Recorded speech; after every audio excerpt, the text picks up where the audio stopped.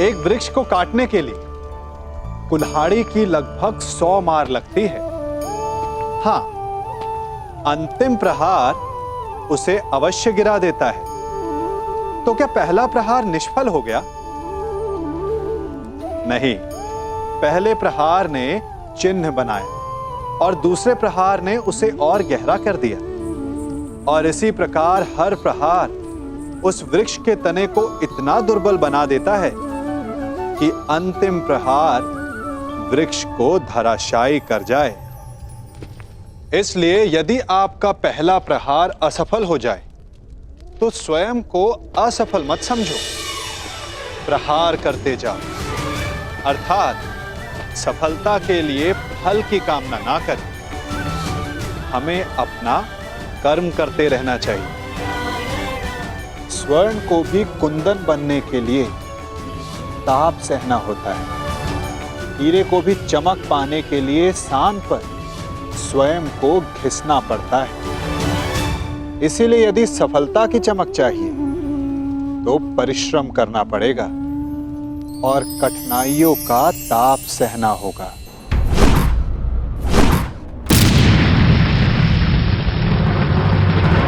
तुनीर में और बाण शेष हैं या समाप्त हो गए पांचाल नरेश?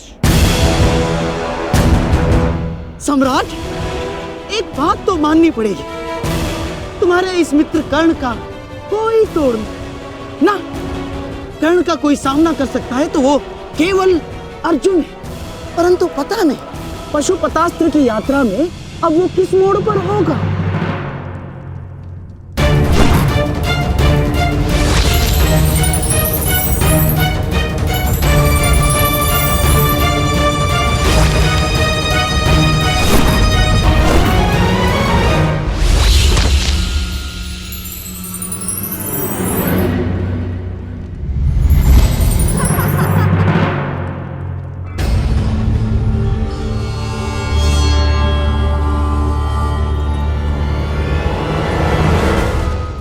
बड़े भोले हो तुम कौनते।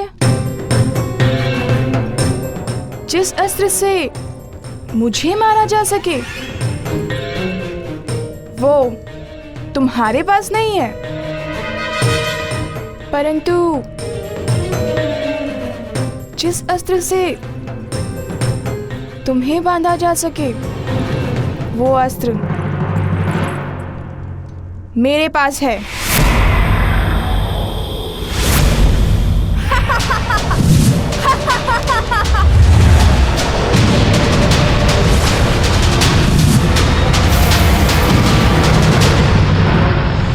साधारण नारी नहीं हूं मैं,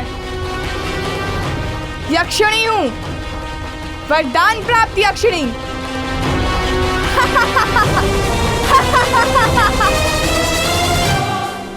इस कर्ण के सामने हमारा हर प्रहार असफल है पिताश्री। समय आ गया है पांचाल के सबसे घातक अस्त्र को प्रस्तुत करने का।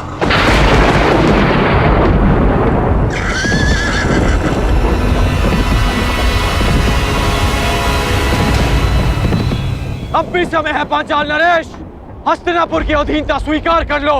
जिसकी पुत्री द्रौपदी ने इतना सब कुछ सहने के पश्चात भी दासी बनना स्वीकार नहीं किया, तो फिर उसका पिता द्रौपद दास बनना कैसे स्वीकार कर सकता है? पांचाल नरेश द्रौपद का सर कट सकता है परंतु झुक नहीं सकता।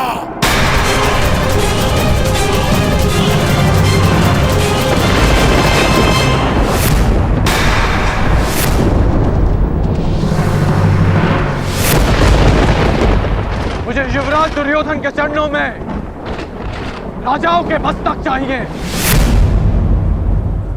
झुके हुए मिले तो उत्तम, अन्यथा कटे ही सही।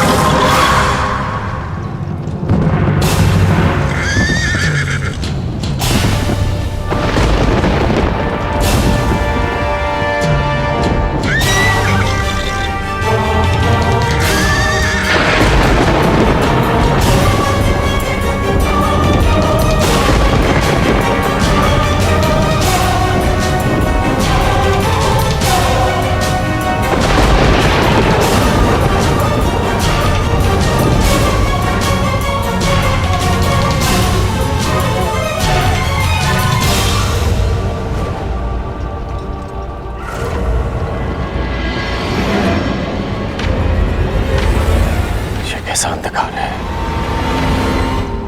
कैसी माया है ये।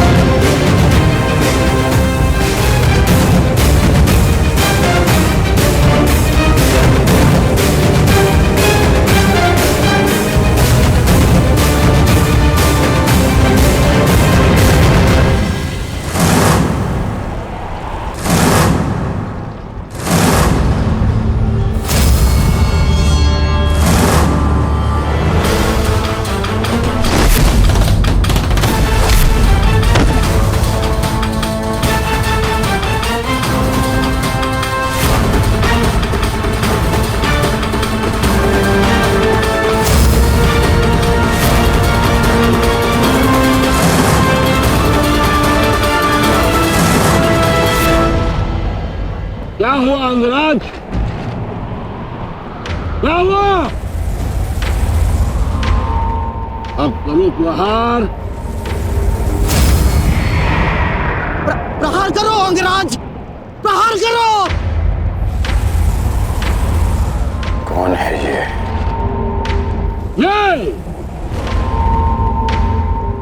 ये द्रुपद का वार। पांचाल का प्रहार है। चलो युद्ध करो। बच सकते हो तो बचो।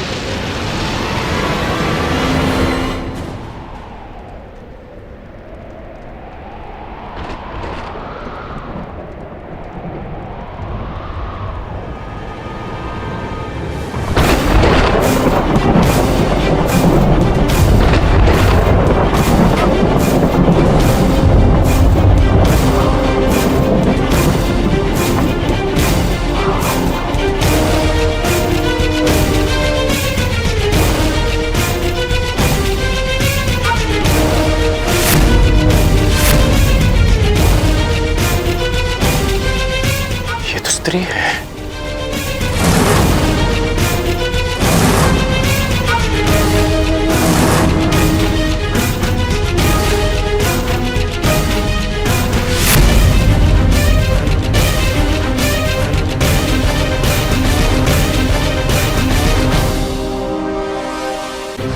सावधान कर्ण।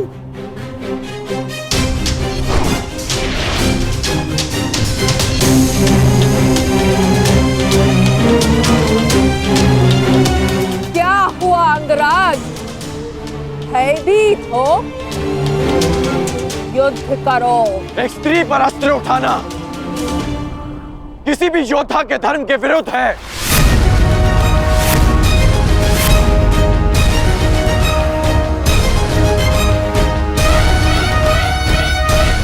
अब क्या करोगे मित्रगण? क्या स्त्री पर अस्त्र न उठाने के कारण हम दिग्विजय का पहला ही युद्ध हार जाएंगे? रुको मत अंगराज, युद्ध करो, क्योंकि जब तुम युद्ध करोगे तब तुम पराजित होगे, और जब हस्तिनापुर पराजित होगा तभी वो आएगा, तभी वो आएगा।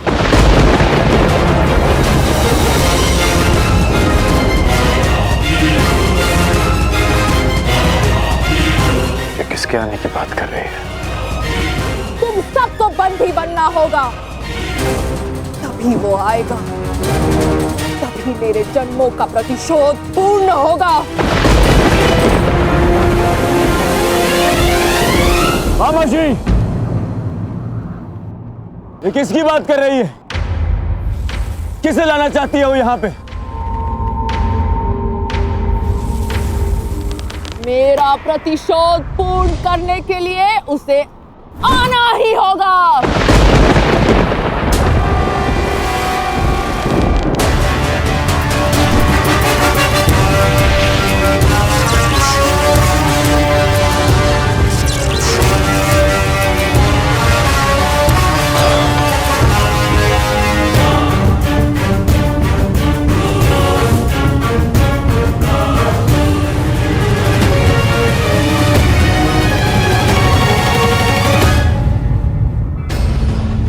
दिव्य कवच तुम्हें प्रहार से बचा सकता है अंगराज, परंतु कब तक?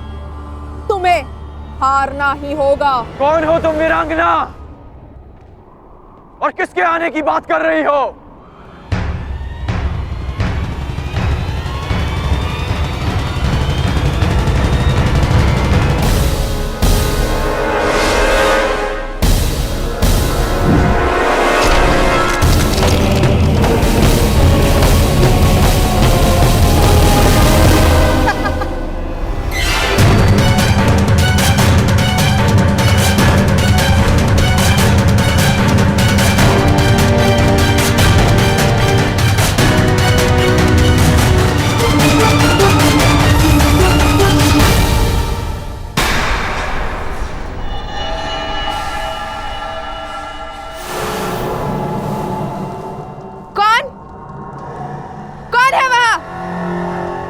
किसने मेरे प्रहार को रोका है?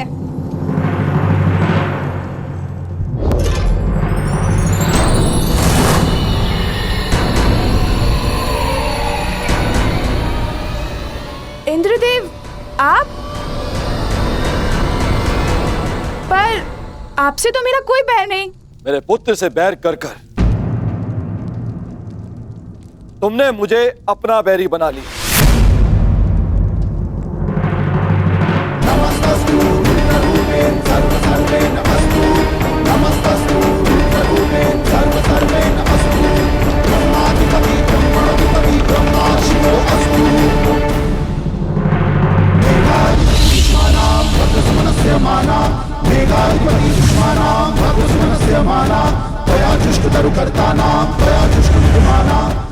आप ऐसा नहीं कर सकते।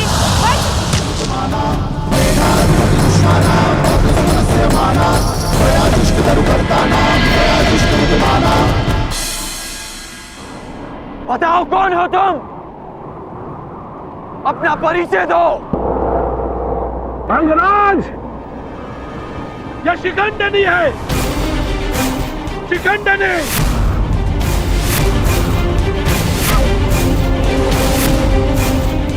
मेरी पुत्री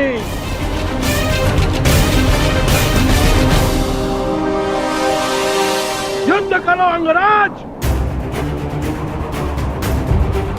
क्योंकि पांचाल में वीरों का परिचय उसके युद्ध कौशल से होता है, उसके पुरुष या स्त्री होने से नहीं।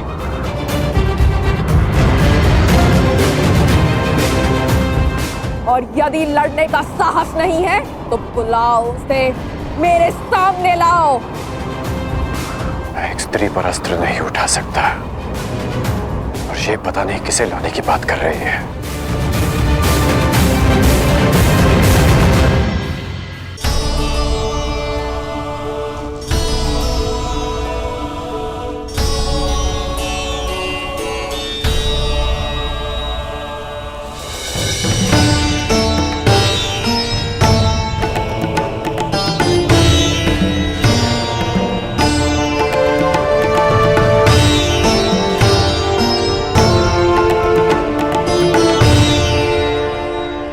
ये परिश्रम का समय है पुत्र अर्जुन। हमारा लक्ष्य कैलाश है। जाओ, कैलाश का मार्ग उस ओर है। जाओ अर्जुन, कैलाश की ओर प्रस्थान करो। विजयी भाव, यशस्वी भाव, सफल भाव।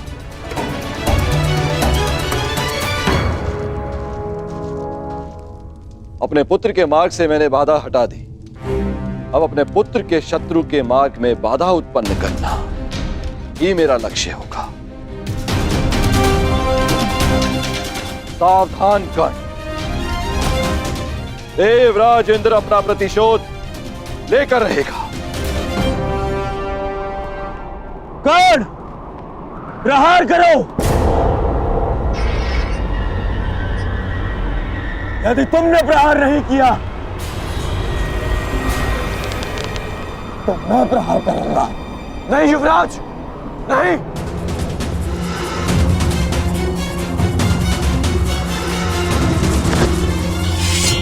यदि तुम प्रहार नहीं करोगे तो मैं करूंगी।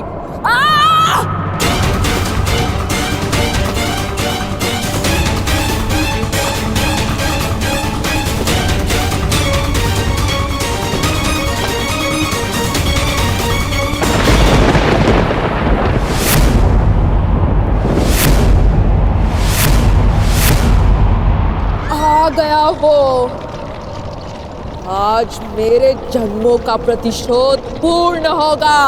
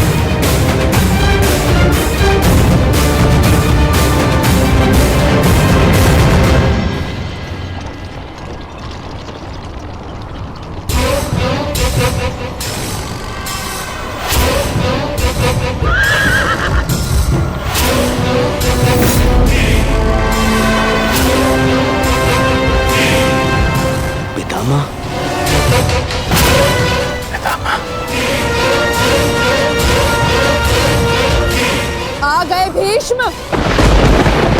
जन्मों से जिस प्रतिशोध की अग्नि में मैं जल रही थी उसे पूर्ण करने के लिए तुम्हें आना ही पड़ा। स्मरण है या भूल गए? मेरा अपमान, मेरे अस्तित्व का नाश। स्मरण है वो अपमानित अम्बा जिसे न प्रेम मिला न पति।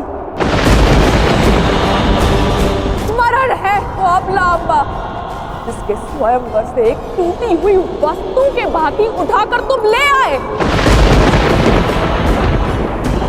स्मरण है वो अम्बा जो अपने अपमान के प्रतिशोध के लिए हर वीर के पास गई, हर योद्धा के पास भटकी। स्मरण है वो अम्बा जिसने तुम्हारी नाश की प्रतिज्ञा लेकर अपने आप को अग्नि को समर्पित कर दिया। हाँ भीष्म, मैं उसी अम्बा का पुनर्जन्म हूँ। शिखंडिनी, शिखंडिनी, शिखंडिनी।